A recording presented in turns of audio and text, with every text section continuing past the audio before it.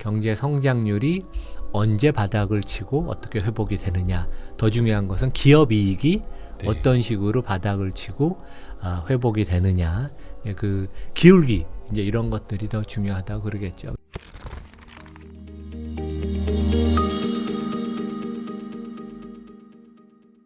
교수님하고 일단은 좀 시장 이야기 좀 했으면 좋겠는데, 꽤 시장이 좋죠.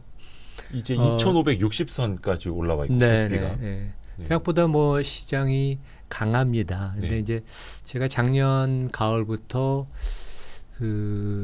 저는 심각한 경기 침체가 오지 않을 거라고 생각을 했어요. 미국이. 왜냐하면 이제 미국을 전 자주 가는데 네.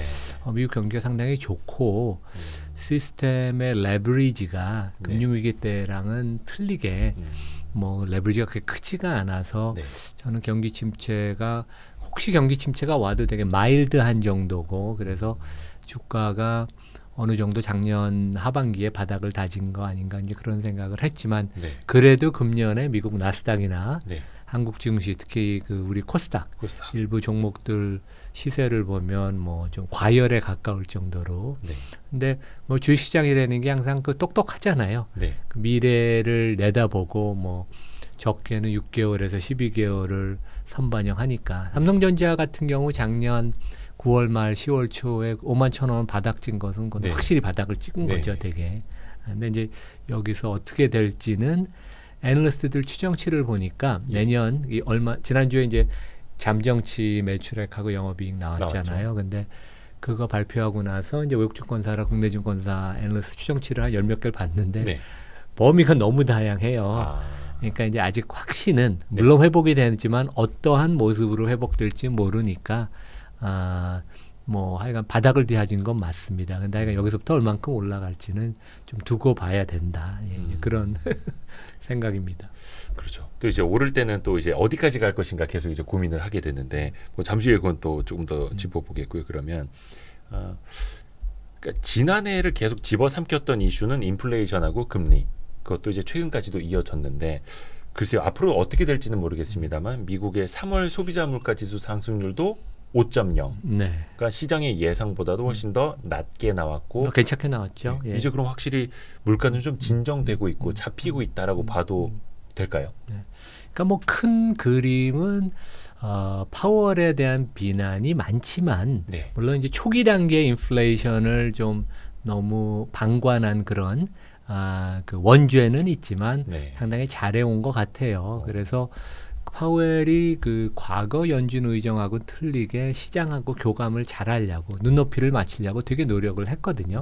원래 학자 출신도 아니고 이제 그런 능력이 있어서 그래서 이제 인플레이션은 꺾이고 가장 이제 관건이 됐던 게 쉘터 거주 비용인데 그 부분도 이제 내려오는 것은 맞습니다. 근데 이제 미국은 우리나라 부동산 시장하고 틀리게 우리는 이제 그동안 아파트 값이 뭐 지난 한 5년 10년 동안 급등하면서 레버리지가 엄청 많았잖아요. 연끌을 많이 했는데 부채. 미국도 한 10년 전에 평균 집값이 한 20만 달러에서 42만 달러까지 갔다가 지금 이제 평균 38만 6천 달러입니다. 근데 고점 대비 하락폭이 10%가 안 돼요.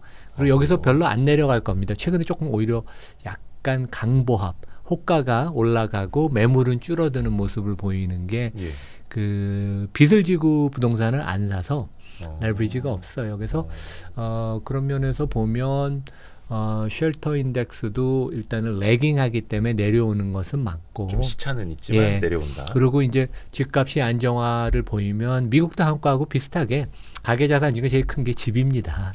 그래서 집값이 안정을 보이면 이제 가계 심리, 뭐 소비 심리가 조금 안정을 보일 것 같고 그래서 제 생각에는 뭐 인플레이션이 거의 올 때까지는 다 왔고 뭐 5월 달에 금리를 아마 한 번은 더 올릴 것 같아요. 근데 올리고 나서 그 다음에 뭐 금리를 제 생각에 연말 전에는 내리지 않을 것 같습니다. 그러니까 뭐 안 내린다고요? 급냉을 진짜 심각하게 경기 침체가 가면 모르겠지만 이 초유의 인플레이션을 확실히 잡는 게 지상 목표고 특히 월가의 대가들 보면 다 절대로 인플레이션을 혹시라도 놓치면 안 된다는 그런 코칭을 파월한테 많이 하기 때문에 월가는 이제 뭐 빠르면 가을에 기준금리를 낮추기 시작해서 한 두세 차례 낮출 걸 기대하지만 기대죠. 기대. 그거는 너무 앞서가는 것 같고 제 생각에 연말까지는 일단 관망을 하고 데이터가 어떻게 나오는지를 지켜보면서 그래서 제 생각에는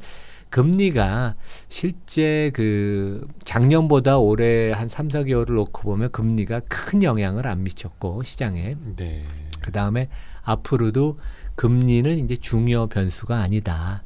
물론 이제 시장에 영향을 미치지만 가장 중요한 변수는 아니고 앞으로 여기서는 경제 성장률이 언제 바닥을 치고 어떻게 회복이 되느냐. 더 중요한 것은 기업 이익이 네. 어떤 식으로 바닥을 치고 회복이 되느냐. 그 기울기 이제 이런 것들이 더 중요하다고 그러겠죠. 그래서 작년에 관전 포인트는 인플레이션과 금리였으면 올해는 성장, 경제 성장, 기업 이익 특히 그 모습이 어떻게 그 바닥을 치고 올라가느냐. 그게 가장 중요한 것 같습니다. 근데 이제 물가하고 금리 정도만 놓고 보면은 한 번 더 5월에 올릴 가능성, 뭐 베이비 스텝이겠죠. 0.25% 포인트. 그리고 연내에는 내리지 못할 것으로 보시는 이유가 그러니까 최근에 좀 산불이 많이 나고 있는데 산불로 치면은 불씨가 어딘가에 살아 있는 한 물을 계속 뿌릴 수밖에 없다. 약간 이런 개념일까요? 그러면? 뭐 그 연준이익의 목표가 주식시장 참여자를 해피하게 만드는 게 목표는 아니잖아요. 그렇죠. 물가 그러니까 물론 그 금융 경색 그 지수라는 거 고ld만삭스도 발표하고 연준 내부에서 이제 그런 지표를 봅니다. 거기에 네. 이제 중요한 게 주가 시장의 밸류에이션, 주식시장의 밸류에이션을 보지만 지금 뭐 이미 이 정도 수준이면 주가가 상당히 많이 올라와서 밸류에이션이 상당히 좀 단기적으로는 부담되는 수준이거든요. 네. 그래서 그런 건 염두에 안 두고 하여간 인플레이션을 이번에 확실히 못 잡으면 네. 아주 두고두고 겨시 정책을 수행하는데 여러 가지 애로사항이 있으니까 그리고 뭐 상당히 미국의 연준은 독립적이기 때문에 네. 내년에 뭐 선거를 앞두고 바이든이 부탁을 하고 압력을 넣어도 연준이 어느 정도 독립적으로 제 생각에는 올해 연말까지는 간다. 그러면 한 번 올리고 그 다음에는 그 기조를 계속 연말까지 유지할 걸로 볼 것 같습니다. 얼마 전에 그 3월 FOMC 의사록 공개된 거 보면 약간 연준 위원들 사이에서도 연내 약한 침체 가능성이 좀 언급됐다 하더라고요. 그 정도면 좀 시장에서도 괜찮게 좀 견딜 수 있는 수준일지 좀 교수님은 어떻게 보세요?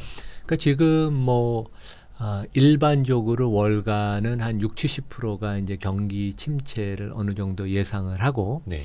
그것을 감안을 하면 기업 이익이 올해 뭐 정체 수준 내지 약간 감소할 걸로 봐요. 그러니까 애널리스트들 포캐스트는 오히려 좀 낙관적입니다. 네. 금년 상반기에 미국 기업 이익이 좀 감소했다가 네. 그다음에 하반기에는 좀 돌아서는 모습을 보이는데 실제 애널리스트들이 이 하강 국면에서 충분히 보수적이지 않아요. 네. 그래서 이제 나중에 더 뒤늦게 낮추는 이제 그런 모습을 보이고 아하. 이번에 뭐 삼성전자도 약간 이제 그런 면이었죠. 애당초 네. 미리 안 하고 실적 발표 전주 아니면 이제 발표하고 나서 하향 조정을 많이 하는데 이제 미국 펀드 매니저들은 이제 뭐 감익을 한다고 보고 있고 결국 그 어떤 수준의 이제 경기 침체 마일드 아니면 경기 침체가 안 올 수도 있는데 이제 그게 가장 관건인데 저는 미국이 가계 부분이 어느 정도 건전하고 네. 항상 과거 경기 침체의 문체가 됐던 레버리지 그다음에 이제 부동산이 얼마만큼 그 돈을 빌려서 주택이 구매가 됐냐. 근데 이번에는 그런 레버리지는 거의 없어요. 네. 진짜. 그래서 저는 상당히 괜찮게 본다. 그래서 뭐 실제 경제라는 게 이 소비 심리 같은 부분이 그 심리적인 부분이 되게 크거든요. 네. 네, 그래서 이제 그런 면에 있어서는 저는 오히려 좀 소프트 랜딩 쪽에 저는 계속 얘기를 해왔고 네. 그런 견지를 유지하고 혹시 경착륙 하드 랜딩을 해도 좀 마일드하고 일시적인 이제 그런 상황으로 봅니다. 그러니까 기업 이익이 감소를 해도 심각하게 우리 이제 국내는 지금 뭐 1분기 엄청 감익 많이 한다 걱정인데 미국은 어느 정도 시장이 그걸 알고 있고 다만 이제 밸류에이션이 조금 뭐 우리가 이제 보통 S&P 기준으로 얘기하면 퍼가 한 18배니까 네. 뭐 과거 10년보다는 앞으로 10년은 금리랑 물가가 다 높잖아요. 그러면 밸류에이션을 좀 높게 주는 건 조금 부담이 가거든요. 네네. 그러면 하여간 지금 주가 수준에서는 최소한 단기간은 개별 종목이나 전체 시장이 이렇게 올라가기 상당히 어렵다. 오히려 조금 단기 조정을 저는 조심스럽게 보고 있습니다. 그 때문일지는 모르겠는데 일단 시장에서도 뭐 연착륙 가능성, 약한 침체 이야기는 나오는데 예전에는 경제 지표가 조금 안 좋게 나오면 시장이 좋게 반응을 하고 막 bad is good 막 이랬던 적이 있잖아요. 근데 지금 최근에만 놓고 보면은 3월이나 이런 경제 지표들 제조업, 서비스 조금 안 좋게 나오면 시장이 같이 빠져버리더라고요. 이거는 좀 어떻게 그러니까 작년하고는 이제 눈높이가 이제 바뀐 거죠. 작년에는 눈높이가 그 이제 인플레 네. 그 금리에 대한 우려가 더 많았는데 올해는 이제 그 부분이 실제 최근에 보면 금리가 잘 많이 안 움직이잖아요. 10년 미국채 금리를 보면. 네. 그래서 상당히 그런 면에 있어서는 작년하고 올해는 좀 눈높이가 틀려서. 근데 이제 증시가 어떻게 보면 어렵고 재미있는 부분이 네. 어떤 국면에서는 경제 성장이 잘 나오면 또 좋게 반응을 하고 어떤 때는 잘 나오면 아 이것도 인플레이션 된다 그러고 근데 네. 이제 지금은 지금 말씀하신 것처럼 이제 그런 국면 같아요. 그래서 작년하고는 우리가 조금 다르게 해석을 해야 된다. 예. 그리고 어렵습니다. 항상 헷갈리죠. 재미있죠, 되게. 예. 하여튼 최근 흐름은 또 이제 경제 지표 안 나올 때마다 시장은 또 진짜 침체 막 이러고 또 겁을 먹는 흐름이기는 한데 근데 최근에 보면 이제 시중 금리도 좀 많이 내려왔더라고요. 물론 이제 시장은 항상 앞서가고 금리 인하를 또 기대하고 그걸 또 반영을 하기는 하는데 그래서 예금이나 대출 금리, 은행의 금리도 많이 좀 떨어졌다라고 하고요. 그러면 이제 슬슬 돈들이 좀 시중으로 혹은 시장으로 좀 풀려 나오는 건가 하는 생각도 갖게 되거든요. 그런 돈의 흐름은 좀 교수님 어떻게 보세요? 미국 주로 미국도 그렇고 얘기해요. 우리도 그렇고요. 네. 근데 이제 미국은 여전히 그 머니마켓 펀드로 돈이 많이 유입이 돼요. MMF 그 단기 자금 시장으로. 근데 그게 뭐 금리가 한 4% 정도 나오니까. 근데 이제 미국에서 개인들이 네. 그러니까 미국 그 최근에 보면 국내도 우리 동학개미, 서학개미 그런 움직임도 있었고 미국도 이제 개인 투자, 특히 이제 미국은 또 젊은 사람들은 옵셔널 트레이딩을 이렇게 많이 합니다. 그 레버리지가 이제 그 안에 그 들어가 있으니까. 근데 작년에 주가가 많이 하락을 했을 때 개인들이 미국에서 테슬라를 중심으로 개별 종목을 엄청 많이 샀었어요. 그러니까 실제 미국에서 테슬라가 $100에서 $200까지 오른 것은 국내 서학개미도 계속 매수를 하셨지만 미국에서 개인들이 많이 사고 그런 것들이 중심이 돼서 주가가 특히 이제 빅테크 종목이 좀 오른 게 있죠. 근데 최근에 보면 조금 너무 과도한 거 아닌가. 그래서 이제 개인 자금들이 좀 이탈이 되고 오히려 해외 투자 이런 쪽으로 많이 그 돈이 이제 그 선순환이 돼서 지금 미국 시장을 뒷받침해 주는 거는 이제 외국 자금들이 들어가는 거, 그 다음에 기업의 그 자사주 매입. 이제 미국은 이제 자사주 매입이 어떻게 보면 순매수에 어떻게 보면 많은 경우에 가장 큰 주체이거든요. 근데 특히 지금은 이제 그런 역할을 많이 하고 있다. 기업이 자사주를 매입하는 게 그 수급의 큰 그렇죠. 주체가 되기도 해요. 미국은 그게 가장 크죠. 그래서 실제 뭐 작년 말에도 이제 메타, 페이스북 전신 메타나 뭐 그 알파벳 같은 데가 자사주 매입 프로그램 발표하는 게 뭐 20조, 30조, 50조 뭐 그러니까 자기 시총의 5%, 10%를 앞으로 일정 기간 동안 사겠다. 그러니까 뭐 매수 강도가 엄청 세죠. 그래서 이제 그런 부분이 주가를 받쳐주고 실제 기업들의 그 현금 흐름은 여전히 괜찮거든요. 기업 이익은 좀 증가율이 급격하게 둔화되는 모습을 보이지만 현금 흐름이 상당히 양호해서 자사주 매입은 상당히 그 최근에도 좋았고 앞으로도 올해 어느 정도 지속이 된다고 시장을 해서 이제 그런 부분이 주가를 붙들어 주는데 이제 그게 장을 여기서 더 끌어갈 만한 그런 모멘텀은 아니어서 그리고 이제 미국에서는 기관 투자가들은 상당히 조심하고 있어요, 되게. 그러니까 이제 아까 제가 말씀드린 것처럼 밸류에이션이 좀 부담이 되니까 전문 기관들은 장이 이제 좀 조정에 들어가는 거 아닌가. 그리고 이번에도 주가 상승이 그 나스닥이 연말 이후로 한 20% 가까이 올랐잖아요. 그런데 그것에 대한 확신이 별로 없어서 참여를 못한 사람도 있고 최근 1, 2주 동안은 헤지펀드들은 오히려 그 뭐 미국 그 지수 선물 같은 것을 숏을 공매도를 가는 경향도 있고 약간 좀 조정을 염두에 두고 선수들 대표 주자들은 헤지펀드건 뮤추얼 펀드는 조금 조심을 하는 것 같고 개인들은 이제 뭐 1, 2월 달까지 아주 좋았다가 지금은 조금 이제 주춤하는 모습 이제 그렇습니다. 그게 한 4월 한 둘째 주 한 12월까지 그렇죠. 현재 흐름이. 그래도 뭐 시장이 이 정도 유지되는 거 보면 네. 상당히 시장이 그 강해요. 밀리지 않는 거 보면 그렇죠. 탄탄하다. 그 미국 기업들 같은 경우는 자사주를 매입을 하면 대부분 이제 소각이 되는 거의 뭐 예외 없이 소각을 다 네. 하죠. 그러니까 주에 따라서는 그 마이크로소프트나 아마존이 있는 워싱턴 주는 네. 그냥 자사주를 매입을 하면 소각이 법으로 돼 있기 때문에 법으로 그냥 그것은 자사주를 산다는 건 사자마자? 소각입니다. 그리고 다른 기업들도 자사주를 매입하는 것은 이사회 결의 사항인데 네. 이사회에 이제 안건을 올렸는데 자사주를 매입하고 소각을 안 하면 이사들이 통과를 안 시키죠.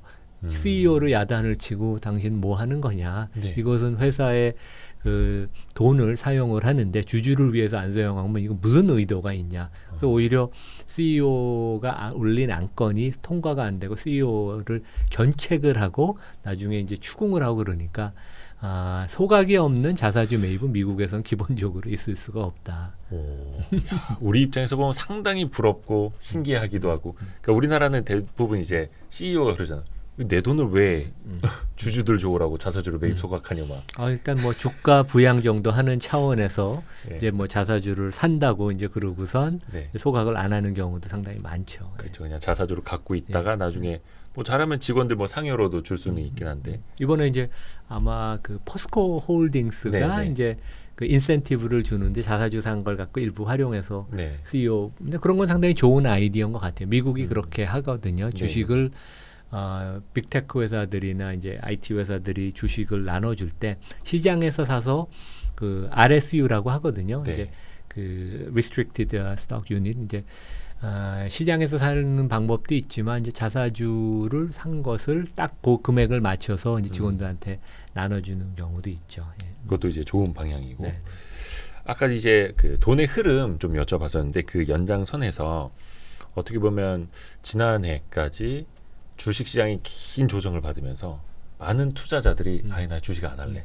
혹은 손절하고 다시는 쳐다보지도 않고 MTS 삭제해버리고 이랬던 분이 상당히 많더라고요. 아니면 그냥 물려있는 상태에서 자포자기 하든지.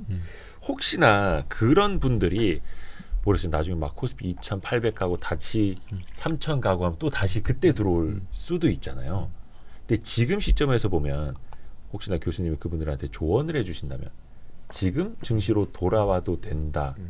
혹시 그렇게 말씀해 주실 수 있을까요? 혹은 어떤 생각을 갖고 계세요? 그러니까 그 우리가 이제 데이터를 갖고 얘기하면 됩니다. 네. 이제 장기적으로 보면 미국 시장의 투자 성과가 대한민국 그 우리 증시보다는 좋았는데 네. 미국은 과거 10년, 30년, 50년, 100년을 놓고 보면 시장을 샀으면 이제 골고루 주식을 사는 거죠. 요즘 같으면 ETF 사는 거 똑같습니다. 그러면 배당 네. 포함해서 연수익이 거의 예외 없이 10%의 수렴을 했어요. 네.